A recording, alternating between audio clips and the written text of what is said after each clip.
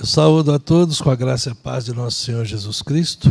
Sempre uma honra podermos estar na casa de Deus. Peço aos irmãos que fechem seus olhos, vamos orar. Deus amado, Pai querido, obrigado, Senhor, pela oportunidade que o Senhor nos dá de estarmos aqui na Tua casa. Podemos fazer isso de portas abertas, Senhor. Obrigado por podermos cultuar, honrar e glorificar o Teu nome e também estudar um pouco da Tua palavra. Que o Senhor esteja abençoando para que nunca tenhamos nossas portas fechadas, nem nosso direito de falar do Teu Evangelho cessado, Deus amado. Cuida de cada um, abre agora o nosso entendimento, usa-me, Senhor, de acordo com a Tua vontade, que da minha boca não saia nada que não seja aquilo que o Senhor quer que eu diga a todos. É que eu oro agradecido em nome de Jesus. Amém. Meus irmãos, nós estamos fazendo esse mês aí uma série de estudos sobre o livro de Êxodo. E no culto do domingo passado, o pastor Neto nos trouxe a palavra falando da convocação que Deus fez a Moisés, lá no capítulo 4, para que ele fosse o instrumento para liberar o povo de Israel da escravidão que eles viviam no Egito.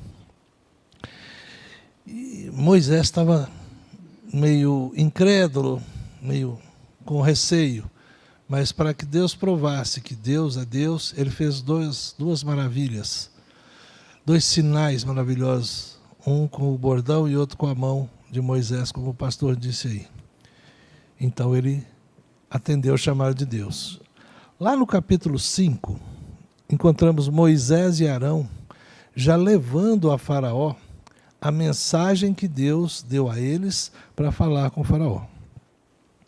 Porém, esse Faraó não conhecia o nosso Deus, não conhecia o Deus de Israel. E ele não atendeu ao apelo de Moisés para liberar o povo e para ir embora. E ainda ficou nervoso de ver que o povo estava tendo tempo para poder pedir essas coisas. Aumentou a carga de trabalho. Começou a puni-los com mais trabalho. Aqui a gente tem um contraponto, né? A coragem e a fé de Moisés e Arão para falar em nome de Deus para Faraó. E nós temos também, do outro lado, a teimosia e a arrogância de Faraó, querendo se sobrepor a Deus. Ele não queria aceitar o jugo, principalmente de um Deus que ele não conhecia.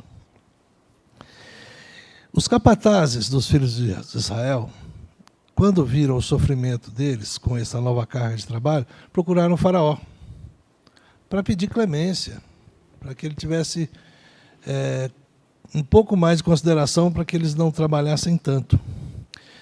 Faraó endurece o seu coração, mantém a ordem dada de que eles trabalhariam mais, teriam menos condições de trabalho, mas trabalhariam mais. E esses mesmos capatazes depois vão se queixar a Moisés e Arão, culpando-os pelo ódio de Faraó ter aumentado contra eles. Aqui a gente vê um cenário de combate que vai demonstrar lá na frente os choques que vão acontecer, lá nos próximos capítulos, entre o poder humano e o poder divino. Vai ter esse embate entre Deus e Faraó. Sempre Deus endurecendo o coração de Faraó. Moisés, então, vai buscar respostas para Deus.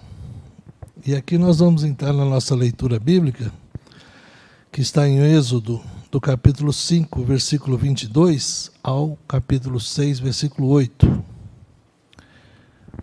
Então Moisés, voltando-se ao Senhor, disse: Ó Senhor, por que afligiste este povo? Por que me enviaste? Pois desde que me apresentei a Faraó para falar-lhe em teu nome, ele tem maltratado este povo, e tu nada fizeste para livrar o teu povo. Então o Senhor disse a Moisés: Agora você verá o que vou fazer a Faraó. pois por mão poderosa os deixará ir, e por mão poderosa os expulsará da sua terra. Deus falou a Moisés e lhe disse: Eu sou o Senhor. Apareci a Abraão, a Isaque e a Jacó como o Deus Todo-Poderoso. Mas pelo meu nome, o Senhor, não lhes fui conhecido. Também estabeleci a minha aliança com eles, para dar-lhes a terra de Canaã, a terra em que viveram como estrangeiros. Eu também ouvi os gemidos dos filhos de Israel, os quais os egípcios escravizam, e me lembrei da minha aliança. Portanto, diga aos filhos de Israel: Eu sou o Senhor. Vou tirá-los dos trabalhos pesados no Egito. Vou livrá-los da escravidão. Vou resgatar vocês com braço estendido e com grandes manifestações de juízo. Eu os tomarei por meu povo e serei o seu Deus.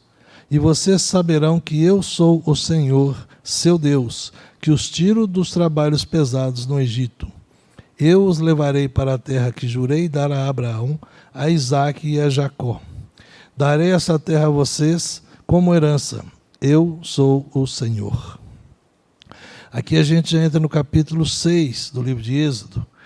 E esse capítulo ele é uma preparação para uma sequência de eventos que vai acontecer, que vai culminar na saída do povo israelita do cativeiro egípcio e conduzindo na jornada pelo deserto até a terra prometida.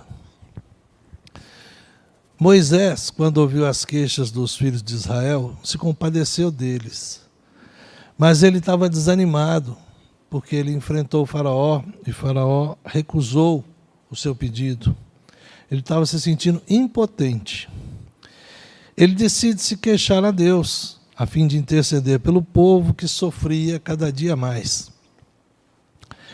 A resposta de Deus para Moisés vem de uma forma maravilhosa, né? Deus diz que se revelou a Abraão, Isaque e Jacó como sendo o Deus Todo-Poderoso, mas não se revelou a eles como sendo o Senhor. E lembra a Moisés da aliança feita com eles de lhes dar como herança a posse da terra prometida. Aqui a gente vê a maravilha da revelação progressiva de Deus, quando Deus vai se fazendo conhecer a fim de atingir os seus propósitos. Agora diz Deus a Moisés que se revela a ele como sendo o Senhor, o soberano, e que não vai ser por esforço de Moisés, nem de Arão, nem de homem nenhum deste mundo, que o povo vai ser liberto do Egito, mas sim por sua mão poderosa, através de sinais jamais vistos neste mundo. Declara também que a sua promessa continua viva. Renova essa aliança que ele fez lá atrás com Abraão, com Isaque e Jacó, agora com os filhos de Israel, que eles serão os herdeiros dessa promessa, mesmo enfrentando inúmeras dificuldades que já enfrentam e ainda vão enfrentar, dificuldades que para nós humanos parecem impossíveis, eles serão os herdeiros dessa terra e dessa promessa. Deus encoraja Moisés e dá a ele esperança, lembrando que Deus é fiel em cumprir as promessas, e ele cumpre. Todas as promessas Deus cumpre, uma a uma. Todas as que estão na Bíblia estão se cumprindo e vão se cumprir. Essa passagem da palavra de Deus nos incentiva a confiar em Deus e a sua fidelidade. Muitas vezes nós estamos passando por dificuldades imensas, severas, adversidades, provações, e não encontramos forças nem soluções para elas. Mas nós precisamos entender que essas soluções e essa força só vem de Deus. Precisamos reconhecer a soberania de Deus sobre as nossas vidas e lembrar que todas essas promessas realmente serão cumpridas. Temos que ter fé e realmente agir de acordo com a palavra de Deus, para, como diz no tempo, Deus se lembrar, como diz no texto, Deus se lembrar de nós. Esse se lembrar não é que ele esqueceu, não. Esse se lembrar é que está na hora dele agir. Deus não esquece, Deus não dorme. Mas ele, na hora certa, ele agiu. Quando ele foi agir? Quando o povo clamou, quando o povo gritou, dizendo sobre o seu sofrimento. E nós temos que entender que vamos enfrentar as dificuldades, mas que Ele é o Senhor. Não é um Senhor, um Deus, Ele é o Senhor. Ele nos conhece, Ele nos ouve, Ele vê os nossos sofrimentos e Ele age em nosso favor. Nos dá paz, nos dá tranquilidade e nos liberta de nossas angústias. Muitas vezes a gente quer se agarrar a algo, a gente quer se agarrar a uma coisa que nos oprime, mas Deus está pronto para nos liberar disso daí. Nós temos que permitir que isso aconteça. Nós, seres humanos, queremos bênçãos, vitórias, só que muitos querem essas bênçãos, essas vitórias, sem sacrifício, sem dor. Hoje nós podemos imaginar a dor que Cristo passou para que hoje estivéssemos aqui. Então nós temos que entender que Deus vai nos trazer aflições. Deus também vai permitir que tenhamos dor, que atravessemos os vales, mas Ele vai estar sempre com a gente. Ele vai estar sempre nos guiando, puxando pela mão. Continuaremos a termos aflições, mas temos a certeza que temos um Deus fiel que nos amará para sempre. Vamos orar para que Deus complete em nós esta palavra. Deus amado, Pai querido, obrigado, Senhor, porque o Senhor é um Deus de promessas e que as cumpre.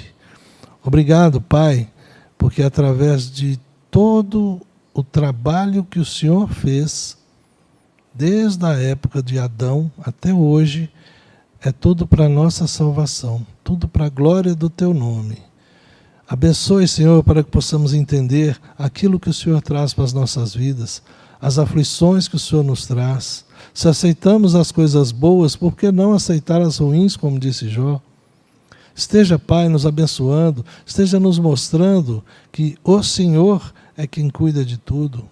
Que nós possamos ter sempre a certeza de que cada passo nosso está sendo guiado por Ti, Deus amado.